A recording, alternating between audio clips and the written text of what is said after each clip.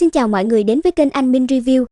Cuối tập trước, may mắn vì được Đàm Vân kịp thời cứu giúp thì Công Tôn Nhược Hy mới có thể tránh thoát được khỏi lôi chi lực oanh kích bất ngờ của đầu lôi dao kia. Mặc dù đã thoát khỏi một kích chí mạng đó, thế nhưng lúc này trong lòng nàng vẫn tràn ngập sợ hãi. Lúc đó, nếu như Đàm Vân chỉ chậm một bước thôi, chỉ sợ cái mạng nhỏ của nàng đã không còn giữ được rồi. Nhìn bộ dáng có chút lo lắng của Công Tôn Nhược Hy, Đàm Vân liền lên tiếng nói, Nhược Hy, nếu không hoàn toàn chắc chắn thì không nên đến gần, dù sao con dao long này cũng là tam giai độ kiếp kỳ, chỉ cần một kích tùy tiện của nó đã khiến chúng ta chết không có chỗ trôn rồi, tốt nhất chúng ta nên đứng từ xa công kích vẫn hơn. Nói xong, Đàm Vân để cho Kim Long thần sư đi lên khống chế đầu dao long kia, còn bản thân hắn và Công Tôn Nhược Hy thì đứng ở xa phát động công kích. Chỉ thấy vô số kiếm mang được hai người đánh ra, không ngừng trảm lên trên thân dao long, làm cho lân phiến trên người nó nổ tung, huyết dịch cũng theo đó mà phun tung tóe ra ngoài. Trong thời gian Đàm Vân và Công Tôn Nhược Hy đang miệt mài công kích dao long, thì lúc này Nam Cung Ngọc Thấm cũng về đến căn cứ điểm của Thần Hồn Tiên Cung. Nơi đây là một cái sơn cốc hết sức vắng vẻ, nằm cách phía tây lối vào của Tán Thần Thâm Uyên 15 vạn dặm. Mang theo tâm tình nặng nề đi vào trong sơn cốc, Nam Cung Ngọc Thấm liền gọi một nữ đệ tử tên Tần Tâm đi đến chỗ ở của mình để hỏi một số chuyện.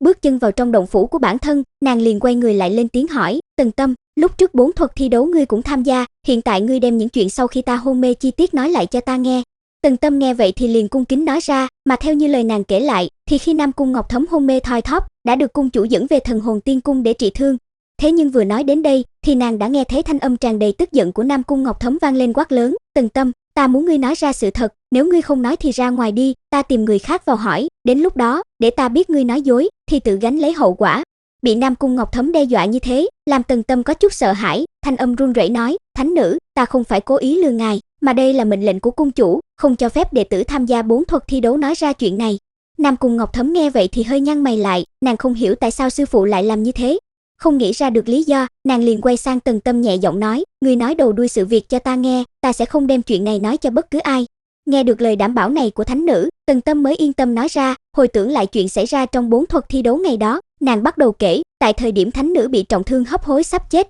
thì lúc đó Đàm Vân nói với tông chủ là có cách để cứu thánh nữ. Đó là phục dụng ngưng hồn tụ phách đang ở trong hộp số 188, thì có thể đảm bảo cho thánh nữ 100 ngày bất tử, mà trong vòng 100 ngày này, phải cho thánh nữ phục dụng hồn phách quy nguyên đan, thì mới có thể đem thánh nữ cứu sống lại. Ngoài ra hắn còn liên tục căn dặn cung chủ, là ngoài hồn phách quy nguyên đan ra, không được phục dụng thêm bất kỳ một đan dược nào khác, nếu không thánh nữ chắc chắn phải chết là không thể nghi ngờ. Nghe xong mấy lời này, hai mắt Nam Cung Ngọc Thấm liền nhắm lại, nàng khoát tay ra hiệu cho Tần Tâm lui ra ngoài. Ngồi một mình trong động phủ, nàng hồi tưởng lại chuyện trước kia, lúc bản thân hấp hối sắp bỏ mạng, thì nghe thấy thanh âm thống khổ kêu gào của Đàm Vân, lúc đó nàng chỉ nghĩ đấy là ảo giác của bản thân, nhưng không ngờ đến đó lại là sự thật. Không những thế, trước đó nàng một kiếm đâm xuyên ngực Đàm Vân, thì lại cảm thấy đau lòng khổ sở. Nghĩ mãi mà cũng không biết được tại sao bản thân lại có cảm giác này. Nam Cung Ngọc Thấm thở dài một hơi, nhỏ giọng nói, Đàm Vân, chẳng lẽ ta và ngươi có một loại quan hệ chặt chẽ gì, thế nên lẫn nhau mới có loại cảm giác này. Quay lại với Đàm Vân và Công Tôn Nhược Hy, thì sau một thời gian điên cuồng công kích, lúc này hai người cũng đem đầu dao long kia chém thành mấy chục khúc,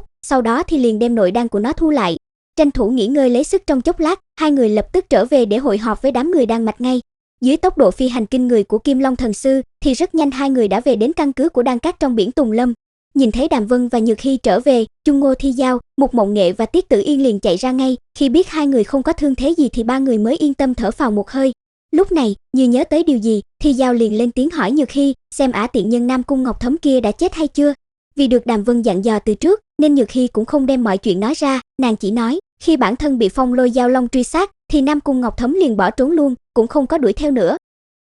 Nội dung tập này đến đây là hết rồi, xin chào và hẹn gặp lại mọi người trong các video tiếp theo.